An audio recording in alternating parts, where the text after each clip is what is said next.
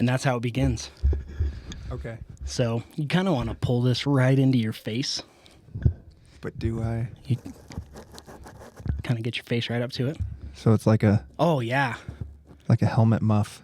Yes. Mic. Just like that. Muff. Yeah. We got the video rolling. We got Hoist Gracie's signature in the background. That's cool. It is pretty cool. I thought that was pretty cool when I walked in, actually. Yeah, he was, he dominated for the first. He did. I've never actually seen the match beginning to end, but I have seen just him just in guard the whole time. Yeah. Yeah, and people didn't know how to react. They're like, there's some shoot fighter or shoot wrestling, I think is what they called it, and strikers, taekwondo, sumo, they just didn't know what to do. I'm going to sound like an idiot, but what was the guy's name that he beat in the first time he won UFC? Was it Ken Shamrock? I don't remember. I can't remember if his first match. Saban. Yeah, let's look that up. I'm gonna look it up. My favorite matches to watch him in are against Ken Shamrock. Mm-hmm. And Ken Shamrock's signature is down there. Is that him? Yeah. That's pretty good. Cool, man. Okay.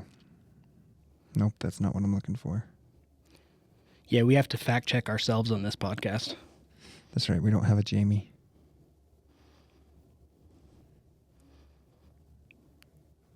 I can hear you breathing. The audio-only listeners are like, what's going on right now? My son just texted me and said, Dad, what was that thing you were saying that has no direct translation to English but has to do with a future job? That is your ikigai. Oh, yeah. Yeah. You were telling me about that last week.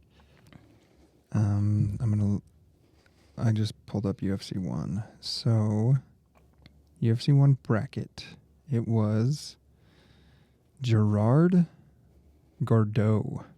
That was his first match. Yeah, that was at UFC 1. Okay. No, that wasn't. Yeah, that was the title fight of UFC 1. Okay. UFC 1. Well, seeing back then, they fought multiple matches in a day. Yeah. When I watch it, it looks very similar to like a high school wrestling tournament. Yeah. Yeah. I mean, I just fought multiple matches at jiu-jitsu about an hour ago, and I'm tired. And then he fought Patrick Smith at UFC 2. Okay. Yeah, Patrick Smith's on there, too. And then we're going to look up UFC 4. He also won UFC 4. I am totally wrong. There's UFC 4, he beat Dan Severn. Okay, yeah. That's what I was thinking of. Cool. I've seen that fight a few times. Yeah. But it's just interesting the progression of all of it. In the beginning, nothing could touch jiu-jitsu. They're like, why is this guy on his back? And how is he beating me when he's on his back and I'm on top of him? And nowadays, you've got to have jiu-jitsu in the game, but you got to have every piece of the game. yeah, and frankly, it's just not that entertaining to watch someone sit in guard and just, I'm glad they went to the 5-minute rounds. Yeah. Because to watch someone sit in guard for 30 minutes is just really boring. Yeah. So yeah, the alien striking is super entertaining. So much more entertaining. Yeah. And that's why people like the heavyweights too, because when they hit you, you go down. Yeah. I think it was Helio Gracie versus Kimura. His last name was Kimura, and that's where the Kimura comes from. Oh, really? I want to say his match was 2 or 3 hours long. And that's what they did. Their challenge fights they could be hours. Yeah, there was just no never time limit. Yeah. And Kimura ended up winning. So Helio got beat. I was listening to a Rogan podcast recently, and he was talking about how he wanted the UFC to be like in a basketball court. Yes. Yeah. Yeah. A fight's not contained in a cage. Yeah. And then there's you don't have the fence. Mm-hmm. The interaction with the fence, it's just not there. Yeah. So he also says, don't stand them back up at the end of a round. Yeah, put them back in the position. Yeah. And I'm with that. I like that. So do I. That's how, generally that's how wrestling, when I was it was a long time ago, I was in high school wrestling, but they would give the wrestler with the higher points advantage, and then they would choose whether they wanted to be up or down. Or Yeah. I sucked at wrestling in junior high. And I could be wrong. That was 25 years ago that I wrestled. I was a fat little kid. Only match I won is when they put me with someone lighter than me. But I've aged well. You have aged well. So. I agree. Isn't that interesting how life changes as we grow? Like what we are as a teenager is not what defines us or a determination of what we become. Yeah, but we think it is. We think it is at the time. All through junior high, middle school, junior high, I'm like, I'm a loser. And to that point, I don't even think what we are now defines what our potential is. Yeah. Or what we can become. And so it's easy to look back at your life and think, I wish I would have known this when I was younger. But you know that now. Yeah. And that's powerful. Yeah. So make decisions now to choose your future and where you want to be. Yeah. No, I love that.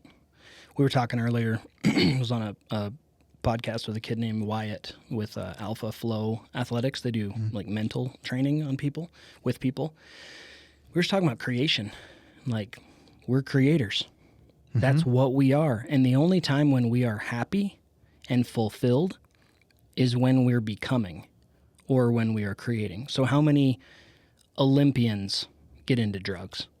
You know, they win the gold at Olympics, and then all of a sudden they're like, crap. What else is there to do? What else is there? I guess I better do drugs. I don't know. I don't know what else there is to I don't do. know that thought goes through their mind. There's probably a few parties in there somewhere. Probably. Some poor decisions. Yeah, but it happens all the time. I mean, and on a smaller scale, it happened to me. I got to a point where I was like, that's weird. I've arrived. And guess what happened? My epic downfall into the depths of hell. So I bet hell goes deeper than you experienced. Probably. And you know what? That was one of my biggest worries. Yeah. Because they're like, you have to hit rock bottom. Interesting. And I'm like, what if I haven't? So am I supposed to come back? Yeah. Like, yeah, I don't know. are you telling me you're not ready for me? How does this? Yeah. It ran through my mind of, is this rock bottom? Because it sure felt like that. But logically speaking, I could go worse. I could get worse. I could make this so much worse. Well, I'm here for you. So No, right back at you. Don't go there. No, I won't. It was bad enough as it was, but just very interesting. Life is interesting. Life is interesting. But we need people. We need to be vulnerable, which that crap sucks. Yes, it does. Yeah. But we don't need to be vulnerable now. No. So, how was CrossFit this morning? It was fantastic. Good. Every day. Every day? Yeah. I try to balance it. Balance doesn't exist, but in a way, it can. So, fantastic every day and balance, I think in my mind are synonymous. Because when I say it's fantastic every day, that doesn't mean I PR every day. That doesn't mean I go all out every day. It means I do what my body needs every day. Yeah, which I think if people could approach CrossFit, jiu-jitsu, business, life that way, we can go forever.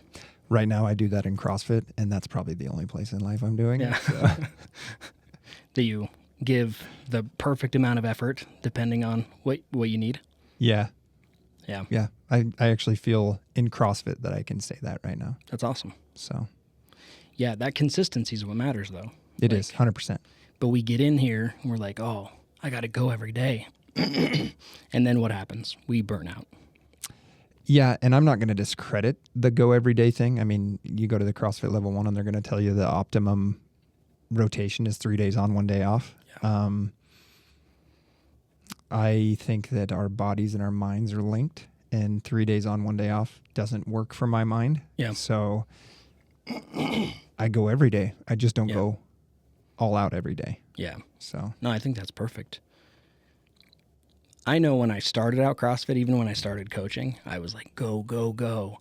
And a lot of people didn't come back. They're like, I couldn't move. Yeah. I couldn't sit down to go to the bathroom. And I'm like, it's because you did CrossFit. And now people show up first the whole time. Pukey the Clown thing and so all crazy. of that. Yeah. Now people show up. I'm like, guess what? For the first 2 weeks, you get half a workout. What? Yeah. Just believe, just trust. Just move. Yeah, just move. Just trust me.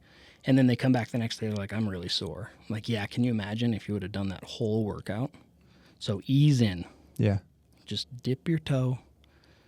Something that I have put into practice in my life, in the fitness side of my life, is setting a target every day and then achieving that target. And that does not mean that today I'm going to PR. It doesn't mean today I'm going to be the best in the gym. It means today I'm going to do the deadlifts unbroken with perfect technique. Yeah. And I don't care what my time is, but those deadlifts are going to be unbroken with perfect technique. Yeah. And so that's how I've approached fitness more recently. And I don't let myself get competitive with others. Yeah. So important. Yeah. Yeah. I'm It's past just- that point in my life. Yeah, which is awesome because that's a point of growth where all of a sudden you continue to get better instead of, well, and now I'm the perfect example here because I hurt my back last week, but I wasn't trying to keep up. I was just like, it's not that heavy. Yeah. Whatever.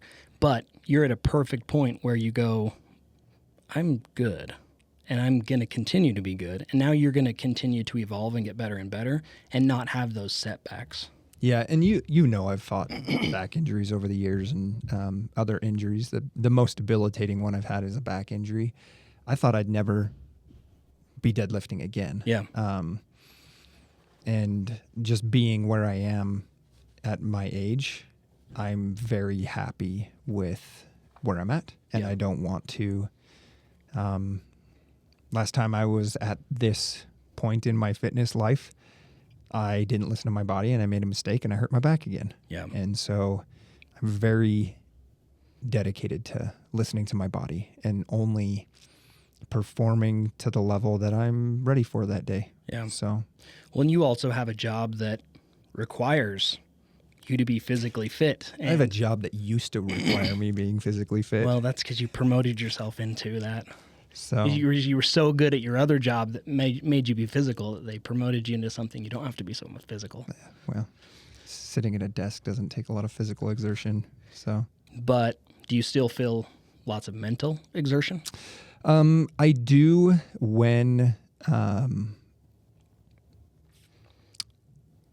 so there's the day-to-day stuff that takes a little bit of an analytical mind, but high acuity times, large scale events where I'm managing lots of other people, that is very intellectually taxing. Yep. And it's probably the one thing where I get the greatest joy in my job right now, because that complex tactical thinking. Yeah. And I'm not going to tell you that I'm great at it. I'm not even going to tell you I'm good at it, but it's something, it's a place in my life that I have the opportunity to learn right now. Yeah. And so I look forward to those opportunities. Yeah. Well, I mean, I got to be a part of that, 4 years ago and longer with you. So I've seen you be great at it. So then give it another 4 years. I know you are great at it. You're just not going to say that. But that's also what keeps you great is as soon as you've arrived, you don't learn anymore. You never arrive. So, as soon as you arrive, you don't learn. So you're good. Where you're at's perfect. It's also interesting because as you age, different things in life become important. Yeah. And there was a time in my life that the job was paramount. And right now I'm finding joy and satisfaction learning other things. Yeah. And so it's not that learning ends, but sometimes what you focus on, you just need, you need, your brain needs a break from this thing over here. So let's go spend some time learning that thing over there. And Yeah. So, Yeah. Do you feel like CrossFit helps you in your job? I mean, the short answer is yes. Yeah. So then long answer, how?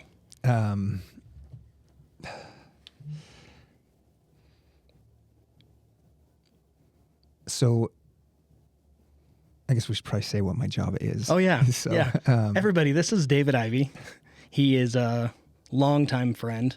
We met each other on a call yeah. that I had called into 911, and I didn't know at the time that David and I were going to become friends.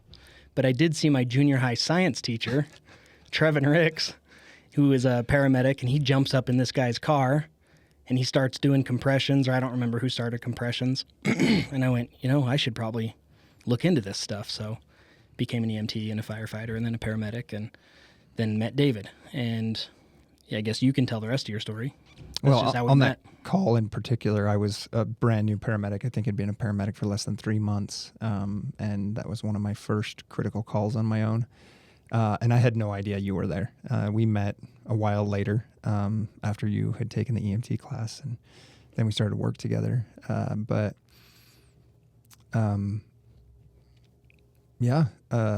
That night, I remember very vividly.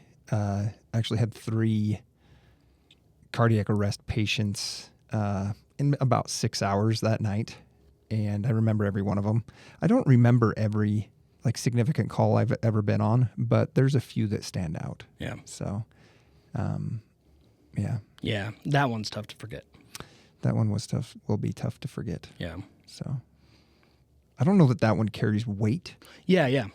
On me, like others do. For sure. But that one, I'll always remember that. Yeah. So. Yeah. That's because we met. Yeah. I was the chubby guy in shorts in the middle of snow. Oh, yeah. You were a paramedic focused on the patient, not on me. And so you went all that route. Then you were lieutenant. Yeah. So I started as a firefighter paramedic in 2008. I work at an agency where we do critical care ground transports, and so one of our requirements is to become certified flight paramedics as a critical care certification. With that, I then was a flight paramedic for a few years, kind of promoted in the fire service up through the ranks, and presently I'm a battalion chief. I've been a battalion chief for 4 years at a very small department in eastern Idaho, career department. And we run fire and EMS. We do EMS ground transports, and I don't know, it's been a pretty fulfilling job. Yeah. Kind of been through a lot of different things, seen a lot of different things, experienced kind of the air medical world a couple of times. I did it twice. Learned that I really like flying around an aircraft and taking care of people, but I really don't like sitting and waiting for the calls. Yeah. And so there's not the same camaraderie that you have at the firehouse. There's good people there. I worked with some fantastic people, some really good clinicians. It's just not the same. So. Yeah, for sure. Well, I'm honestly lucky and blessed that I was able to spend about 10 years hanging out with you. Yeah, I miss it. Yeah, I miss that part of it. Yeah, me too. It is interesting hearing an ambulance call. I'll still kind of get that jump, oh. Yeah, my phone went off on the way here, and I thought about that. Yeah, but I don't miss a lot of parts of it. And it's interesting because I think I always knew that it wouldn't be a lifelong career, but I never dismissed that either. I'm pretty open to life. I'm good wherever life takes me. But I just met with a kid. He called me up and he's like, "Hey, I want to quit my job." I was like, "Oh, really? Well, tell me more." It's like, I just feel like I'm being called to something else. So we met, and I said, what do you want to do? Do you want to start a business? He's like, "Dude, I've never thought about anything except for the fire service. Mm-hmm. I don't know. I just know I can't do this anymore." I'm like, whoa. I think he might have quit his job yesterday. Today's Tuesday, right? It is, yeah. Yeah, I think he quit his job yesterday. He doesn't even know what he's going to do. Yeah. But I'm like, dude, good job. What ultimate faith to be I'm being called to do something else. I don't know what I'm doing. I don't know how I'm going to pay my house payment. I don't know how I'm going to feed my family, but it's all going to work out. Yeah. Well, I think that we discredit our ability to adapt and to grow, because I've been in that same position. I'm not there right now. I'm actually pretty happy with where I am. Yeah. I owe that to some other things, but it's an interesting. I don't think people realize how much, and I would put law enforcement in there too. Over time, just the things that you see and what you are a part of, you end up seeing more of those things than the average person, and that I think that a typical mind is able to process in a healthy way. And so I am very encouraging to younger folks in the fire service to, find a therapist that you can work with, that you trust, that works with you, and start that relationship really early in your career. Yeah. So I feel like that was always encouraged where we worked. Maybe at some point when I wasn't there, maybe it wasn't, just because there's a lot of type A personalities, but I felt like it was never looked down on in any way. I feel like it was more self-imposed. If I go to a therapist, I'm a wuss. Oh, absolutely. I think it was cultural and societal. I don't think it came from us. Yeah. I think we were good at encouraging it, but I think that my upbringing, and not even like my family upbringing, but society upbringing, made me feel like that I would be weak. Yeah. Therapists are quacks, and if we go to them, then I still encourage people to find the right therapist. Oh yeah, because some are quacks. That's true. So the guy that I went to, because we had to do the yearly psychological exams. I think it was only a requirement for my last few years.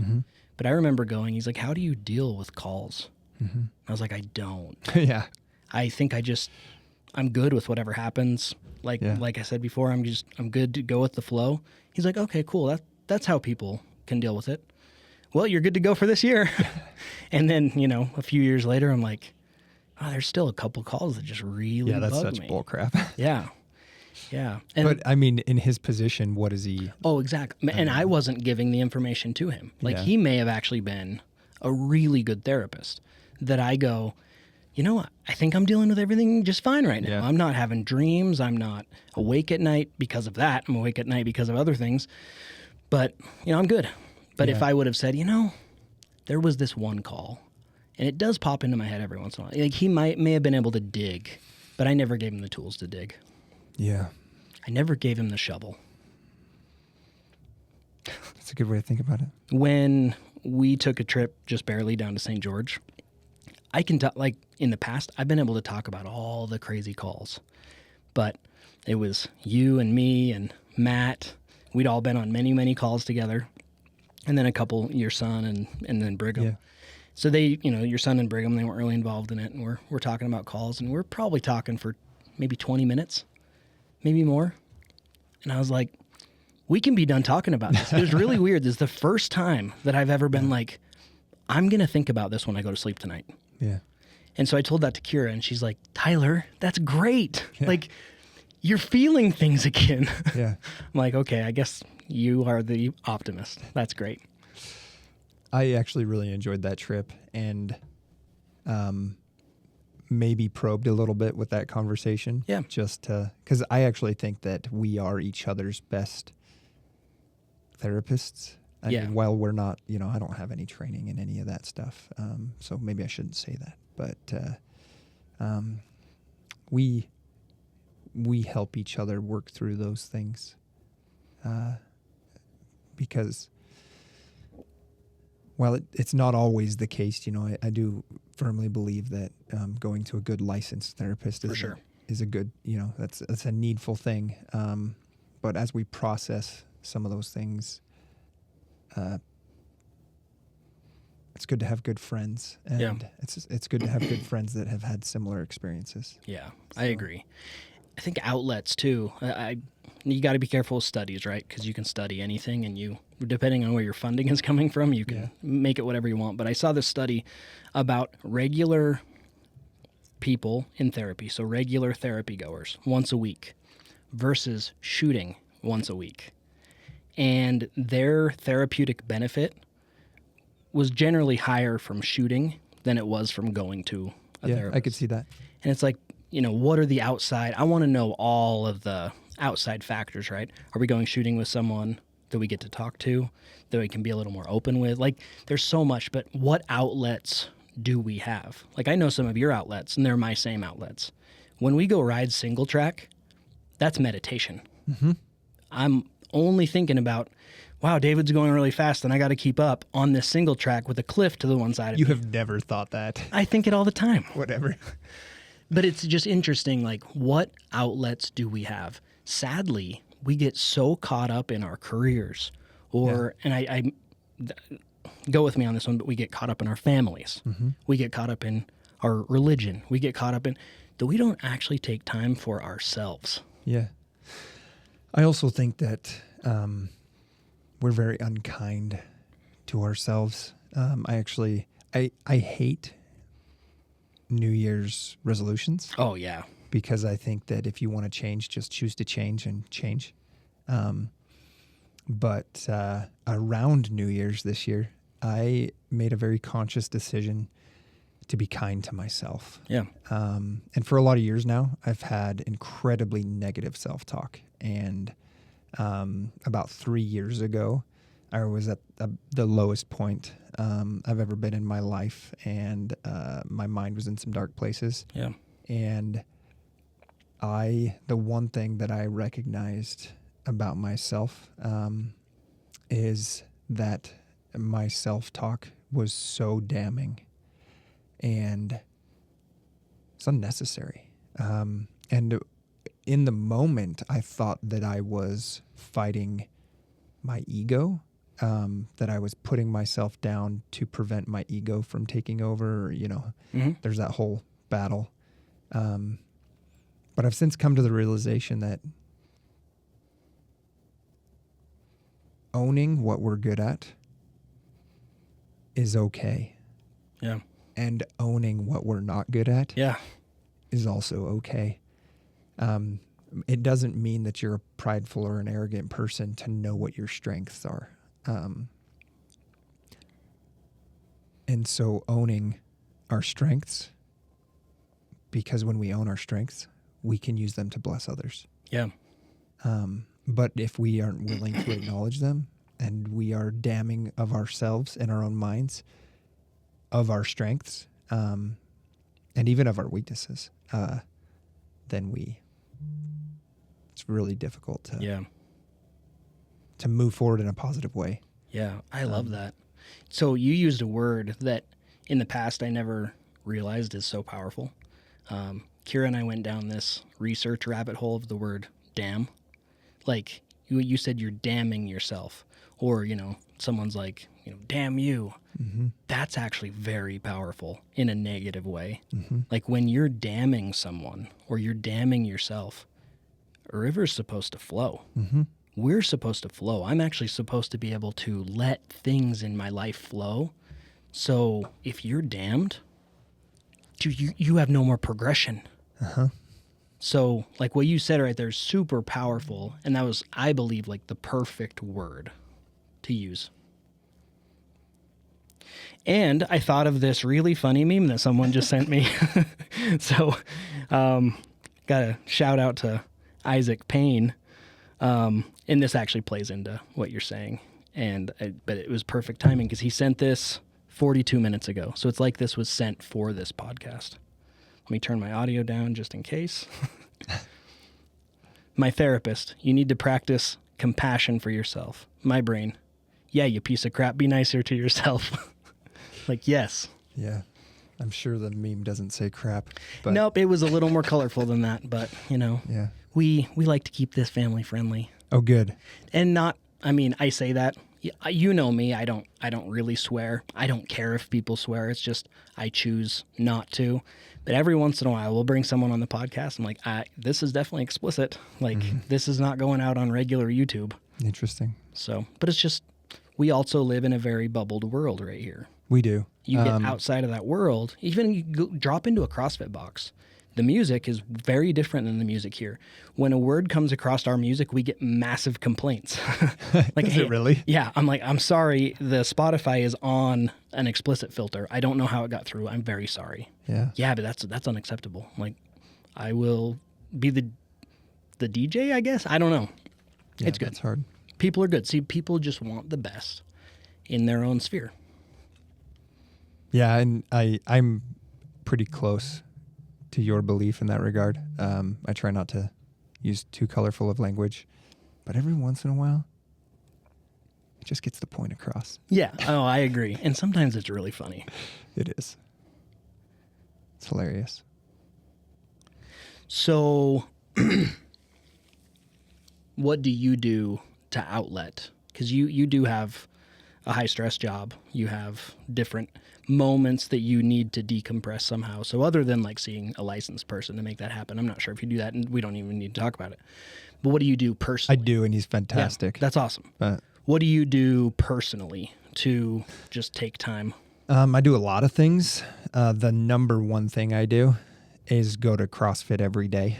And I don't I just happen to go to CrossFit because that's what works for me.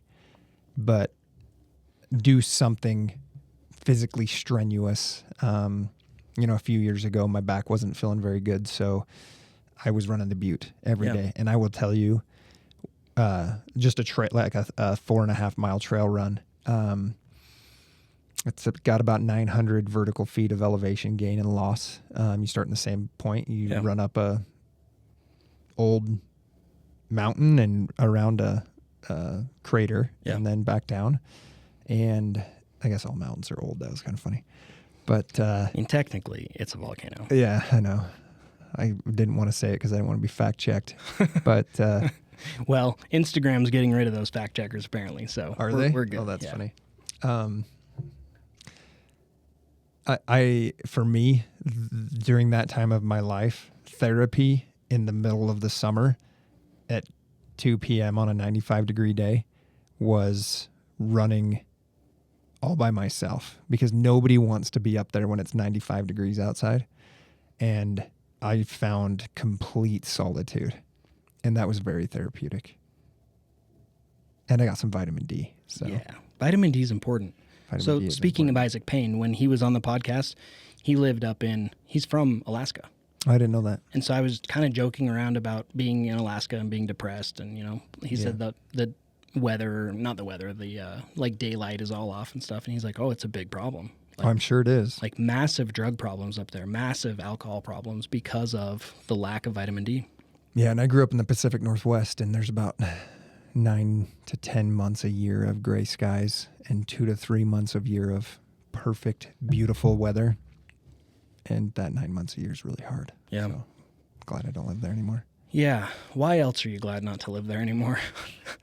Do you really want to go there? Oh, I mean, it's a pretty conservative podcast. Yeah.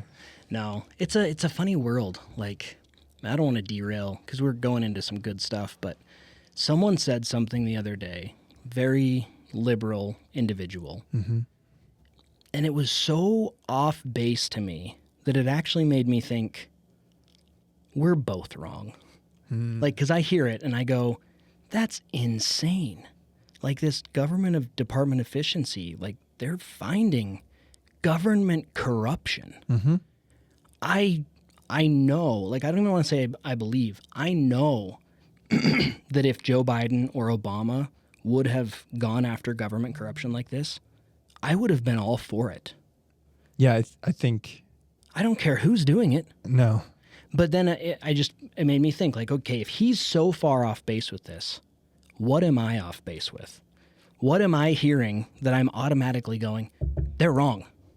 And it's like, wait, maybe they're not wrong. Back up a little bit. Or maybe I'm never wrong. I'm just kidding. I'm sure you're sometimes wrong. I'm wrong all the time. We're all wrong. Yeah, you and I have talked a lot about things of that nature, but riders in bills passed by Congress, garbage. Oh, it's I don't so think, crazy. It just really bothers me how much fat is in a congressional bill, and it's all just lobbyists. And if you can't read a bill in a weekend, it's too long. Yeah, it probably doesn't need to happen. Yeah, and so that's where I have the biggest problem. And I understand that U.S. aid was an executive order originally. Oh, interesting. The beautiful thing about that is that it can be undone by executive order. But an executive order created an opportunity for an enormous amount of corruption and siphoning off of government dollars. Yeah. And there's so many articles that I've read about it that I'm having a hard time. Like, I read an article on X last night that talked about how they mapped the treasury and where all the dollars went, like right first, like day one. Yeah. Hit the ground running. And before the bureaucracy could say, could write a memo to object, they had traced decades worth of corrupt payments from USAID that were hidden. And I hope it's true. I'm not going to just believe it, out of hand. Yeah. Which is something I appreciate about you. I hope it's true that they did that. I hope it's not true that level of corruption exists. But I believe it's true. I believe it is true. So 2 things. One, they said that during the last 4 years, they were given a directive to never deny a payment that came through the Treasury. So you or I could have sent a $23 million invoice to the U.S. I wish I would have known that. Yeah, I know. I'm like, tell me before you stop it. No, we could have sent a $23 million invoice for coaching them on how to use Instagram better. Mm-hmm. And it would have been paid out. Number 2, they have found billions and billions of dollars per year that have been going to individuals with no social security number. And the checks have been being cashed. Oh, I'm sure. And it's like, I don't care what side of the aisle you're on. This is a problem. Yeah, this is a problem. Yeah, and I don't want to talk too much about some of those things. It's just things. Yeah. It's so hard to validate information. Yeah. So. Yeah. Sorry. So just so that the silence doesn't seem crazy, I normally put my phone completely away, but we started a little bit late. Yeah.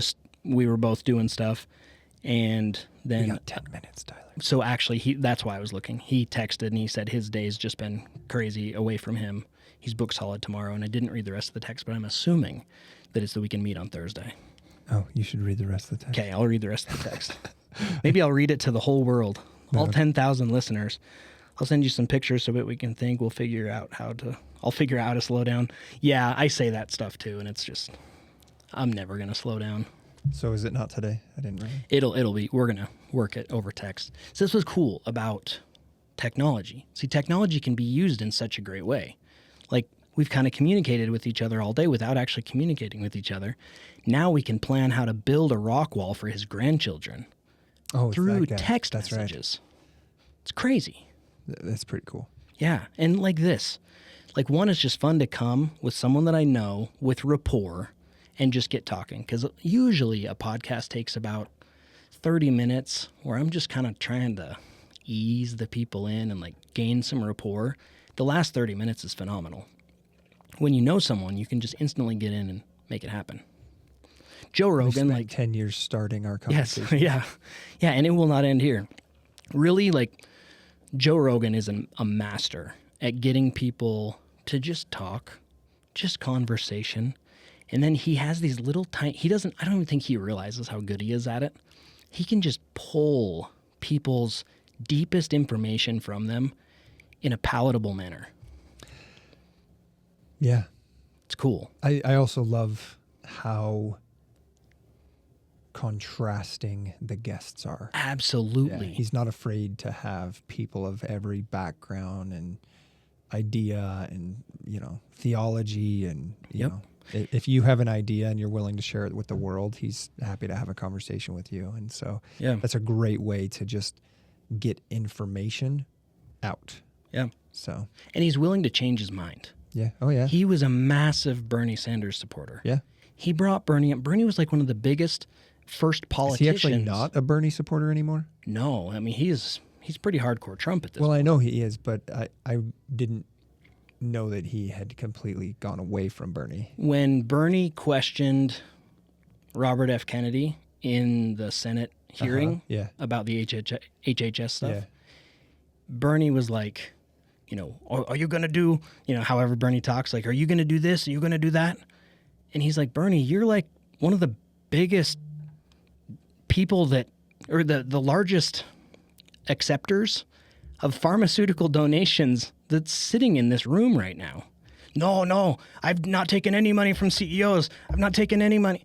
And so Joe Rogan gets on a podcast later. He's like, he blatantly lied to all of us. That was a great impersonation, by the way. I try. Yeah, I try. I haven't done Obama in a while. I was good at Trump for a while, but I've kind of stepped away.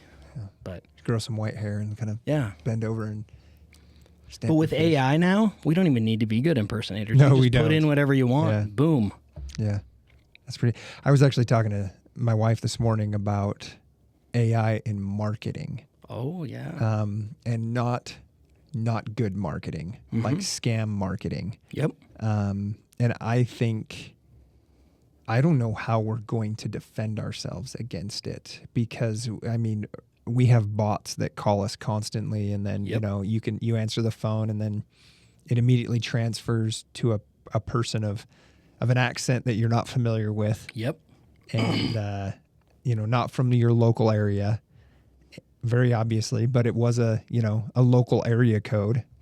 And how is that gonna blow up when AI takes over, and they don't have to transfer from a robot to that anymore? It's just, and they can fake the accent of wherever you're from. They don't even have to hire people to be the scammers anymore, in these scam farms. Yeah.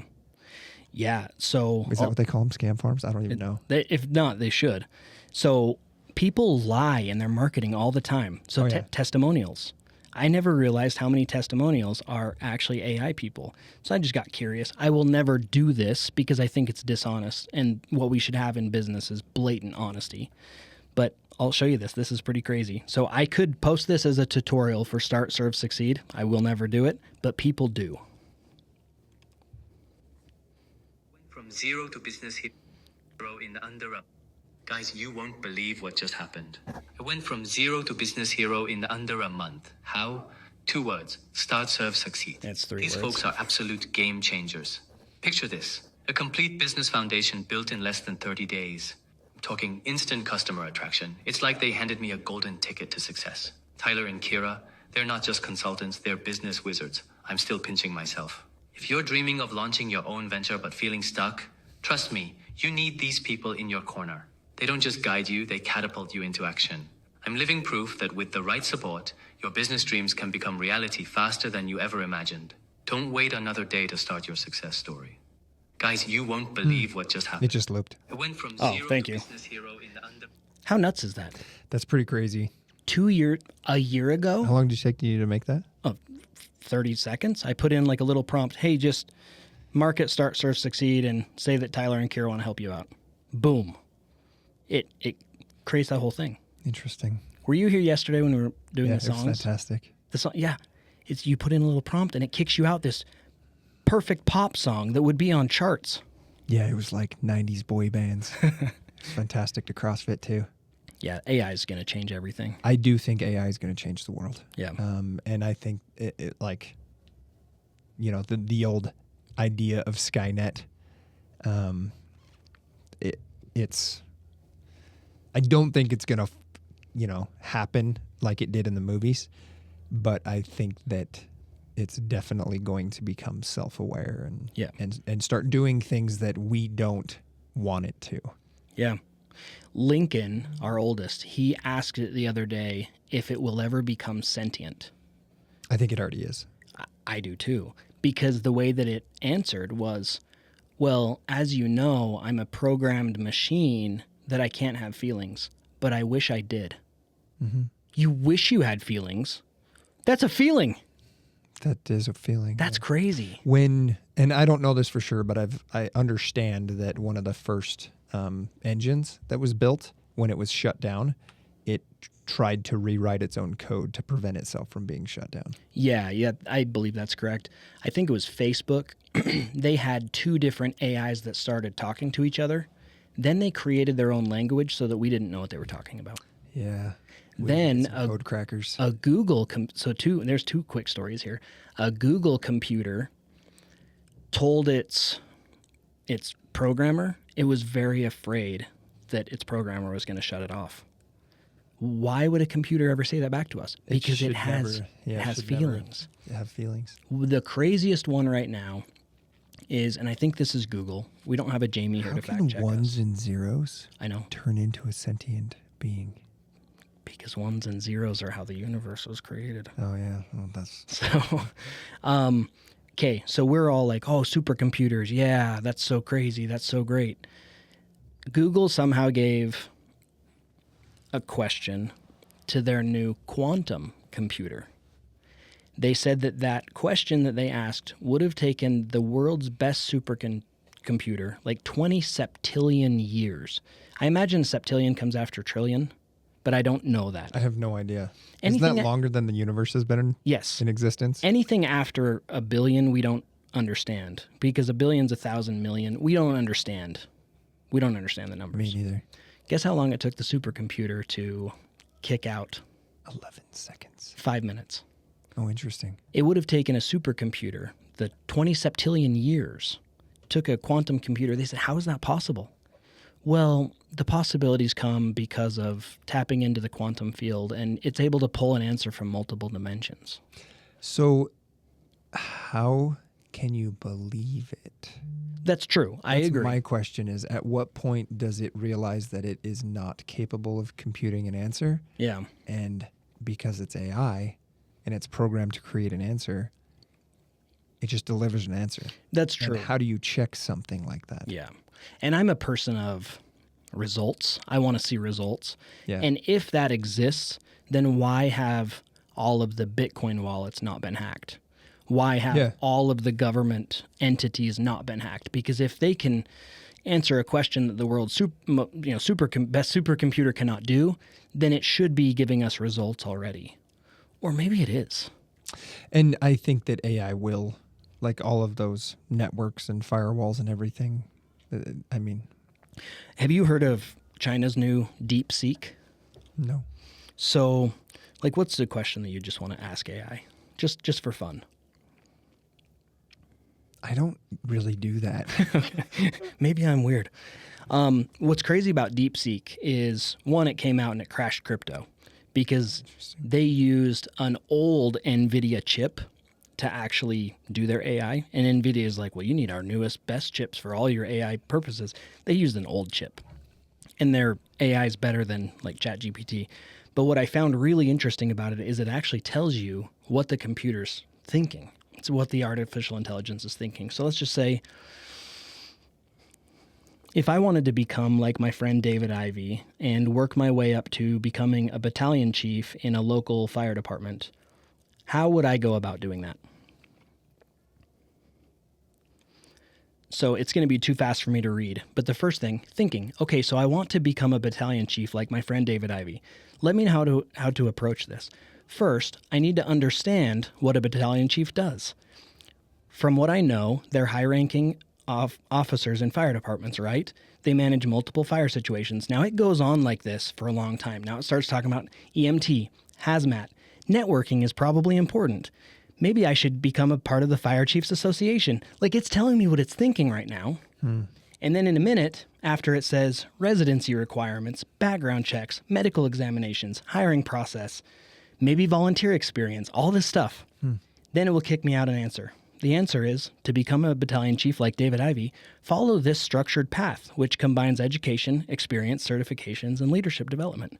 Foundational requirements. You need a high school diploma.